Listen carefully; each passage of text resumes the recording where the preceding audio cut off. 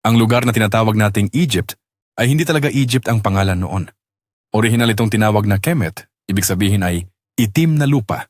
Hindi lang ito tungkol sa lupa, kundi pati sa tao. Ang Kemet ay isang itim na sibilisasyon. Ang mga unang pinuno, arkitekto, Diyos, at tagasulat nito ay mga Aprikano. Pero nilinis ng kanluraning historiador ang melanin sa kanilang kwento. Binigyan tayo nila ng imahe ng maputing mga paraon at gintong buhangin habang inilibing ang katotohanan sa likod ng mga siglo ng pagpuputi. Ang mga tao ng Kemet ay nag-aral ng mga bituin, nagmape ng mga konstelasyon, nagpractice ng advanced na medisina, at nagtayo ng mga piramide na hanggang ngayon ay hindi pa lubos maipaliwanag.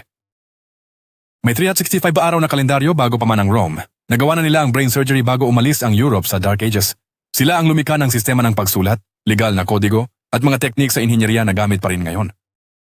At sa kanilang mga pinuno, tulad ni Pharaoh Narmer, na pinag-isa ang itaas at ibabang Kemet noong 3100 BC, ay hindi katang-isip. Sila ay mga itim na monarko na ang dugo ay umabot ng 1,000 taon.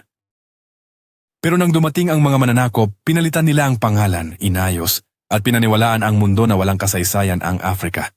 Pinalabo nila ang Kemet para itago ang katotohanan ang sibilisasyon ay nagsimula sa kanluran.